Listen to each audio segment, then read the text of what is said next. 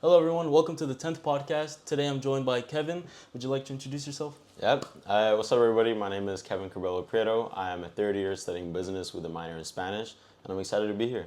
Awesome. Thank you for coming on. Of And course. so, all right, my first question to you is why business? What sparked your interest?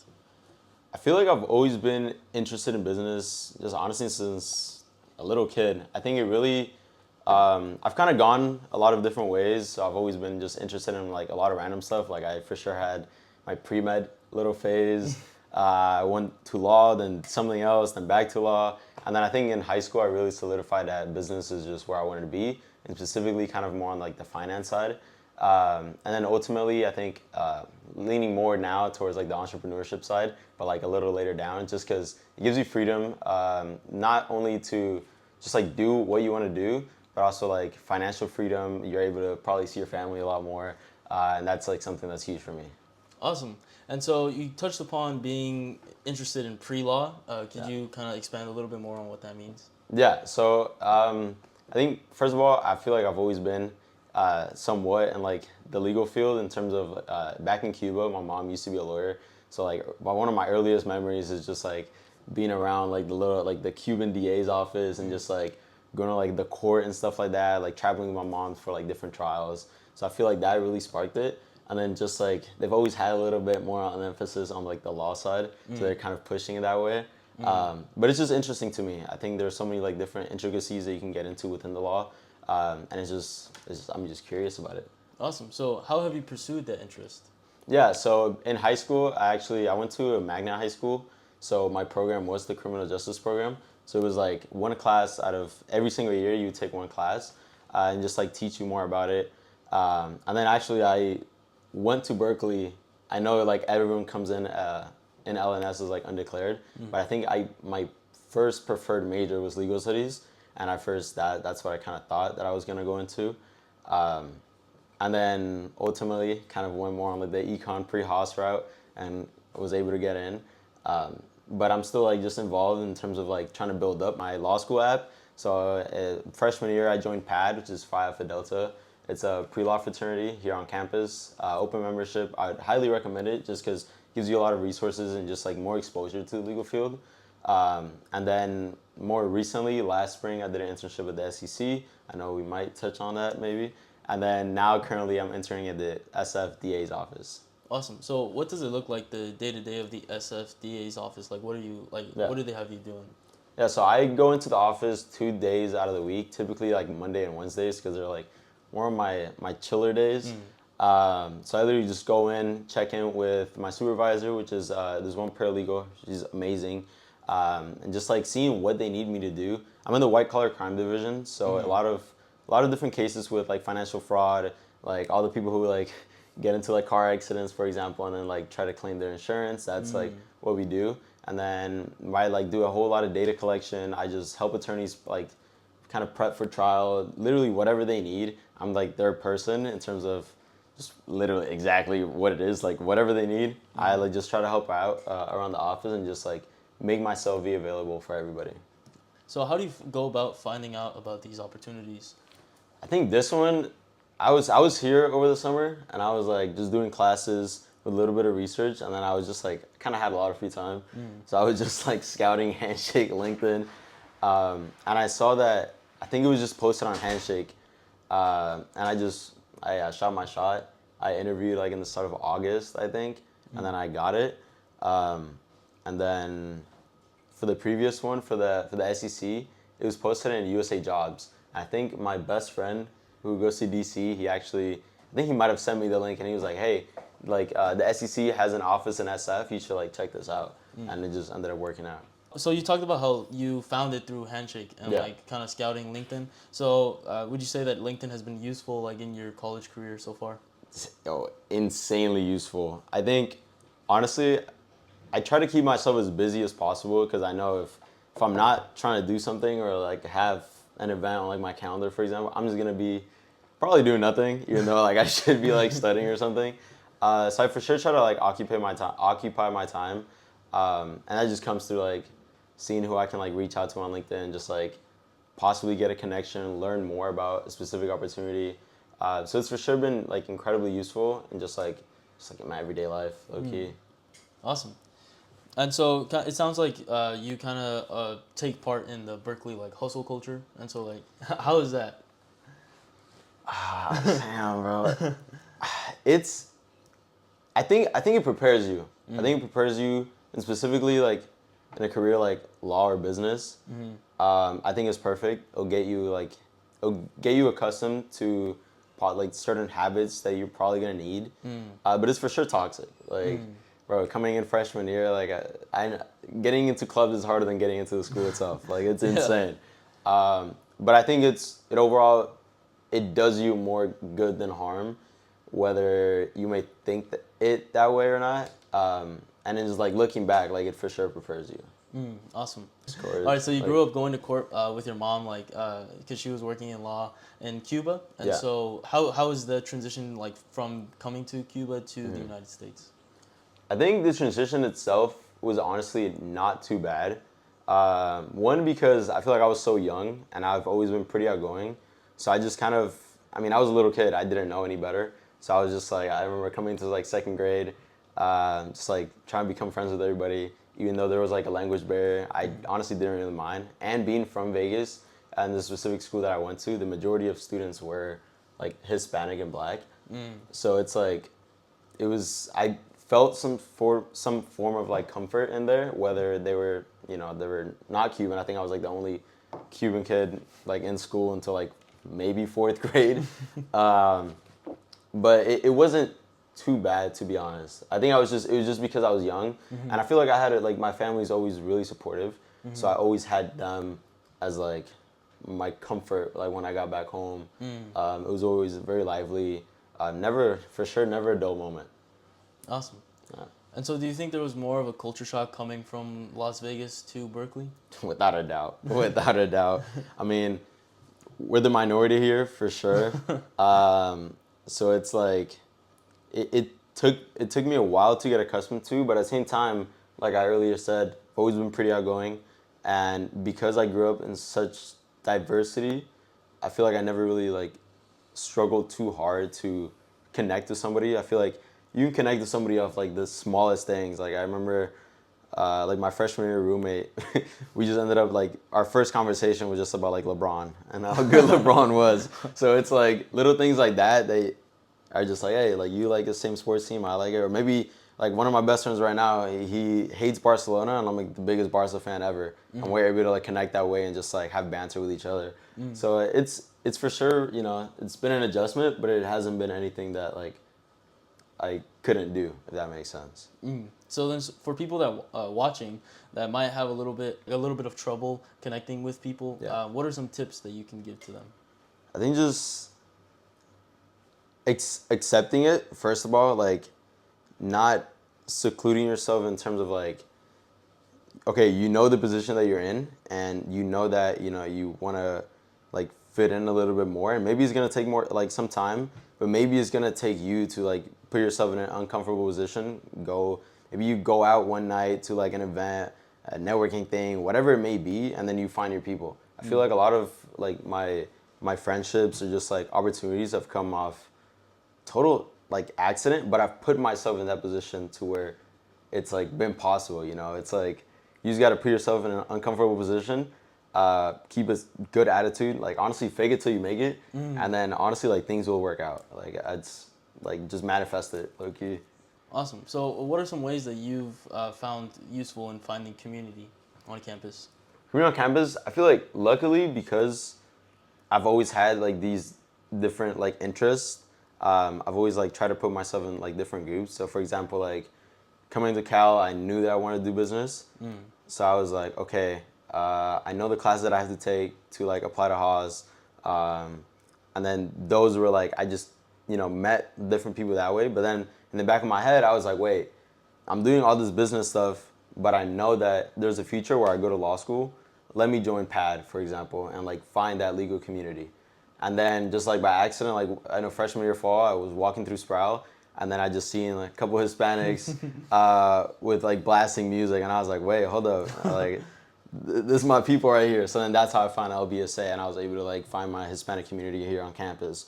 So it's just like you just gotta try different things, and kind of like adjust to like the plan, the goal, whatever you may have. So that's how I found it, and that's like kind of how I still go about things, to be honest. Awesome. So kind of backtracking a little bit, when you in the process of applying to college, what are some things that you had on your resume or experiences that you think helped you stand out?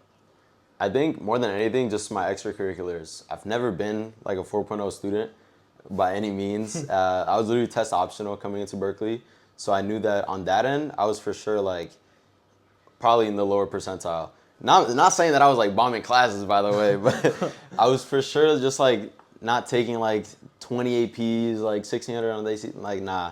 So it's for sure just like the stuff that I did outside of school that really like made me different. I was huge with DECA, like the Hispanic Student Union. We started a Red Cross club at our school. And then I also worked at my family business after junior year, and that became huge in my life. So just everything they do outside of school, and you're able to tie it into a story that kind of portrays you and builds your narrative. I think is like what probably sets you apart from most things.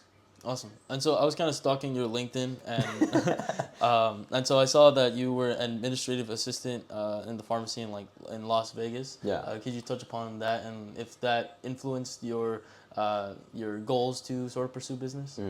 Definitely. I think during COVID, so I'm gonna give a little context.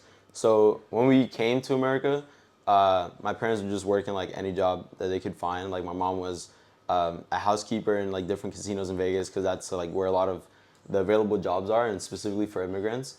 So I saw my parents working their butts off. Like it was insane. And just like through that progress, like opportunity came to become a pharmacy tech, and my mom took it because she was working graveyard shifts, and so it was like 12 a.m. to 8 a.m. Like my parents were like barely seeing each other at this point. You're just working nonstop, and the opportunity came along.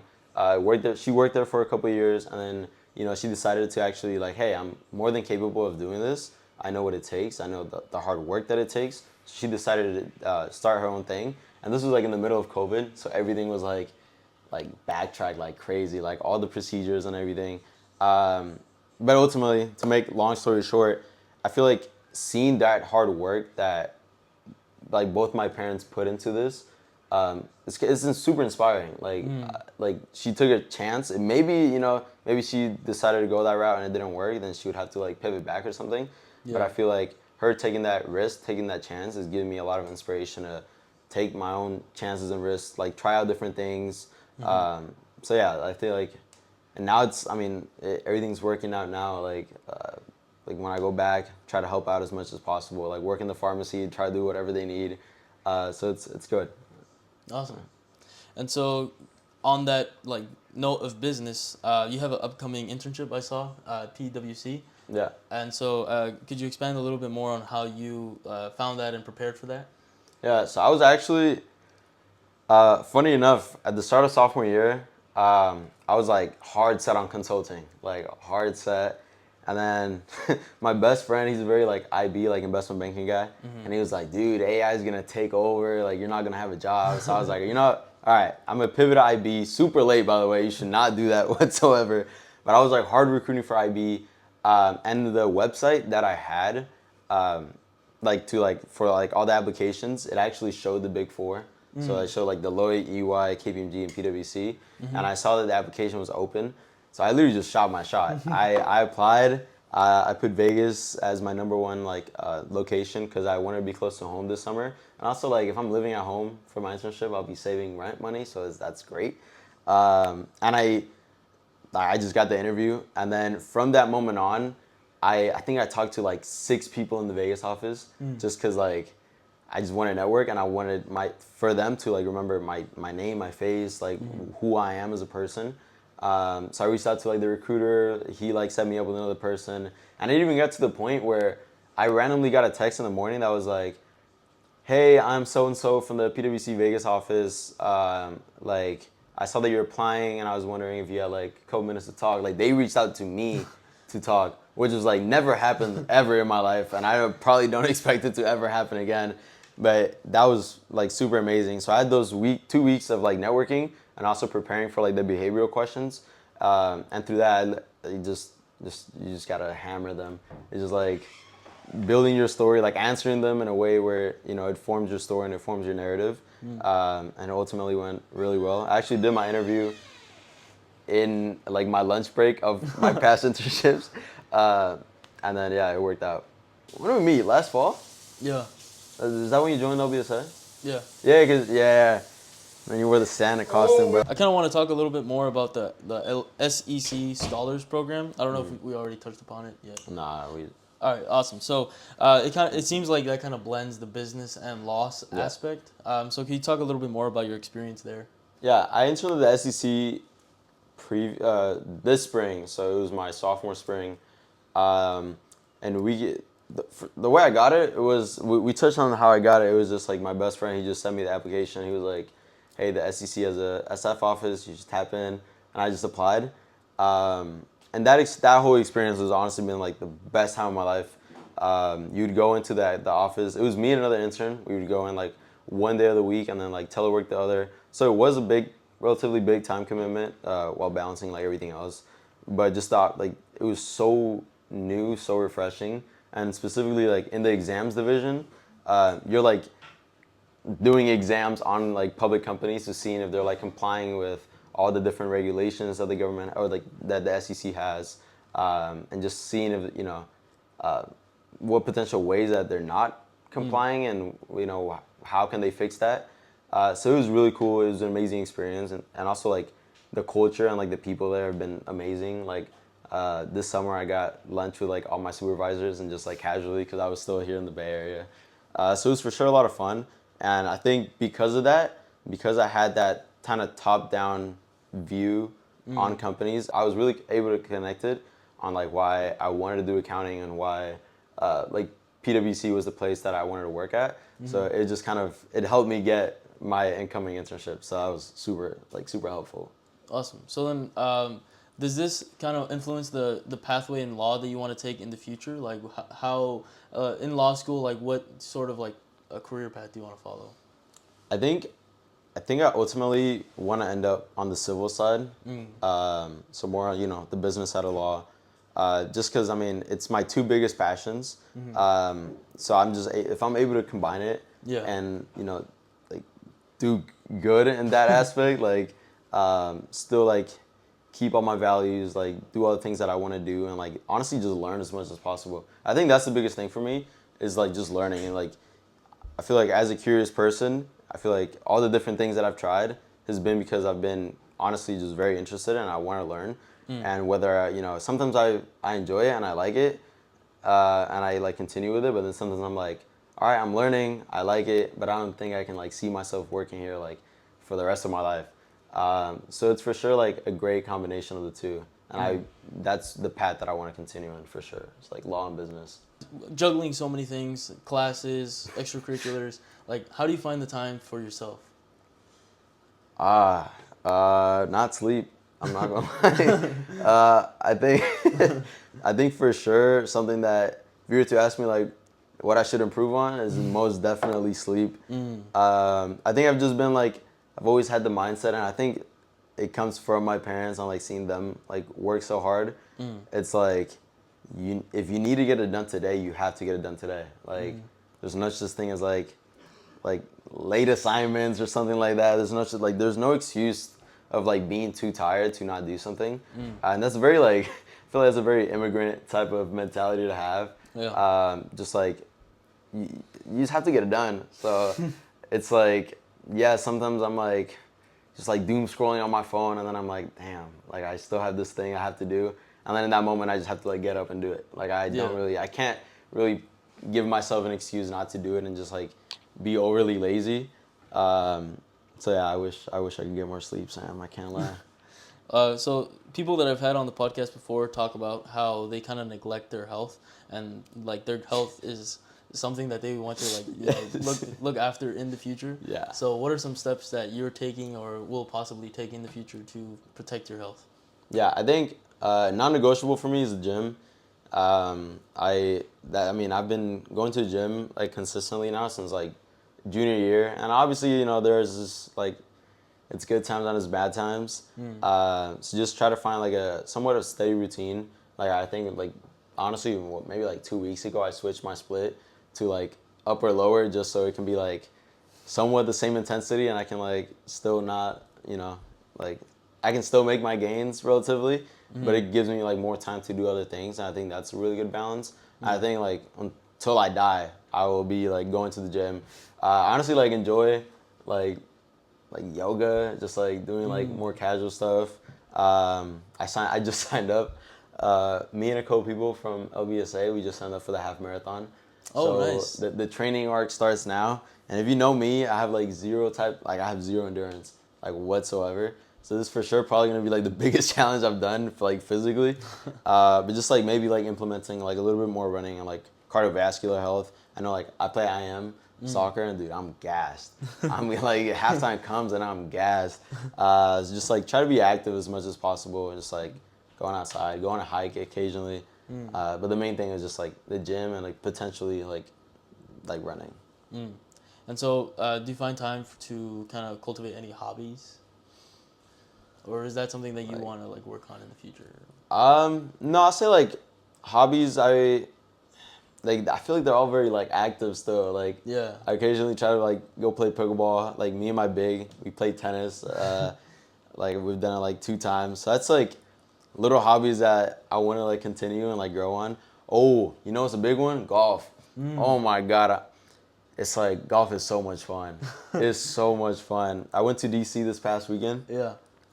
for my best friend's 21st. Oh, nice. And for 2 out of like the 2.5 days that we were there, we just played golf for like 3 hours, like 9 holes.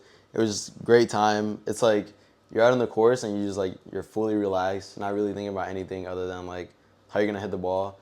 And I'm not good by any means, but like I feel like it's like a you versus you type of sport. Yeah. So I can for sure like there's a lot of room for like growth and improvement in there. So I'm excited. I'm excited for that. Awesome.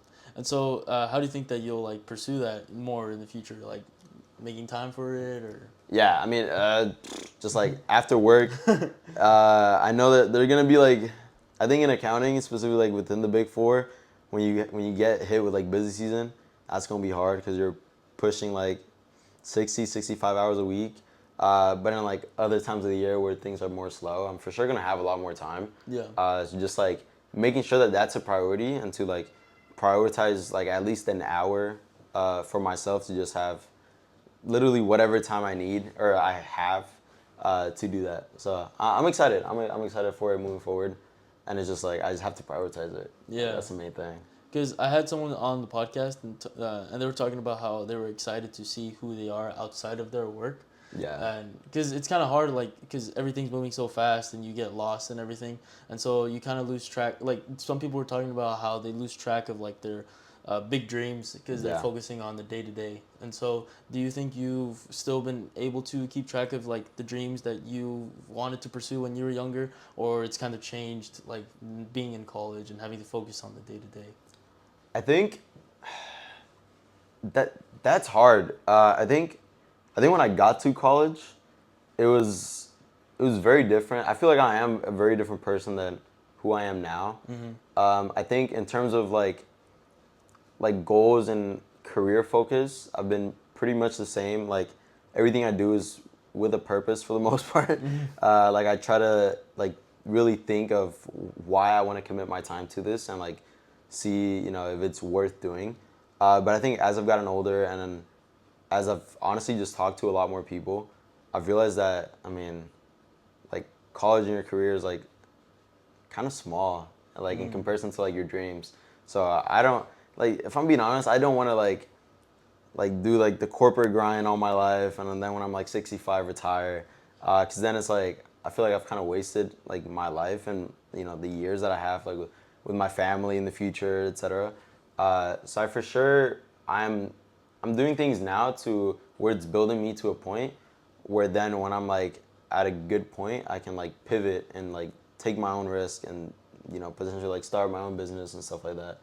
So I think it's like I haven't lost track of the goal, but but I'm still kind of very very much focused into like getting to the point where I can like shoot at my goal, if that makes sense. Makes sense, yeah. Like you're trying to build a foundation. Yeah, exactly. That's a great way to put it. It's just you need to have that strong foundation, and then I can like feel confident enough to just go for it. Whether it's sometimes hopefully it works out, but if it doesn't, I have that foundation to fall back on, and then I can like build it up again, and then just just shoot my shot again. Amazing.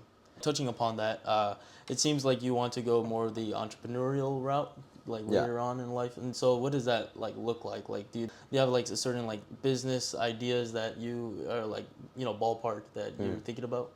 I think one is continuing the pharmacy. I think first of all, like when my parents are ready to retire, I don't want to let that hard work go to waste. I for sure want to continue it, just because it means so much to me, and it's allowed. First of all, it's the sole reason that I'm in Berkeley, because they're able to like support my dreams pretty much, and that comes through the hard work of the business. So I'm incredibly grateful for the opportunity, and I don't want that all those years of hard work just go to waste and not be continued. And it's honestly a sector of like the healthcare sector is like incredibly interesting to me. Like that's not like my number one thing that I'm gonna go into, but it's still like super interesting. Like there's so many different things that so many different parts that go into it. So that's one. And then I eventually do want to start my own law firm. Yeah. I want to get a couple years of working experience after law, so I can like really know how the law works from a working standpoint, and then just start my own thing. I think starting like what type of law? I don't know. I want to get my CPA within my years of accounting, so maybe I can go into like tax law or like personal injury, immigration. There's so many different parts of the law that are interesting to me, and like once I'm at that point, I can just like pivot into. So Amazing. My last question to you would be like, if a younger version of yourself was watching this, like, what would you tell them? dude, I don't know, man. Like, I feel like, like, I'm gonna just say keep doing what you're doing. There are times where I've looked back and I'm like, damn, I should have studied harder. I should have, maybe been more prepared. But I feel like that's kind of part of the journey, and it maybe like looking back, maybe if I don't know, maybe if I got an A in a class and something changed, I would have gotten a different opportunity. But I don't know. Like I have no idea, and I feel like everything to this point has worked out in ways, like more ways than not, and everything that I've like set to accomplish, I feel like I'm doing like earlier. Like dude, I bought a Haas lanyard during my like Cal Day, like right before like even coming into freshman year, just because I was like, oh, that's their business school. I want to do business, and I'm gonna do everything that I can in my power to like attain it, and it worked out. Like jobs wise, like yeah, maybe I back like freshman year, maybe I wanted to like work at a specific company and it didn't work out, but I'm not there, so I don't know if that's really where I should be.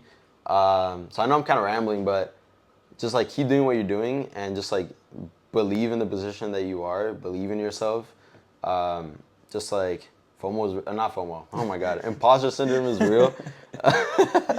But like we're here for a reason. Like I think we all got in because like Berkeley saw something in us, and it's giving us a platform to just like lock in and just like take over the world, man. Like in whatever profession, interests, dreams like you have a platform to do it, and it's just like all about putting in the work and just trying different stuff. So looking back, I wouldn't change anything, but just keep doing you. Keep trying as much as you can, as hard as you can, and everything's gonna work out. Amazing. Thank you so much for taking the time to help on the Of course. podcast. Everything that you said was super insightful. I'm sure like someone out there it's gonna hit them deep, like Yeah, hopefully. And yeah, thank you guys for watching, and we'll see you in the next one.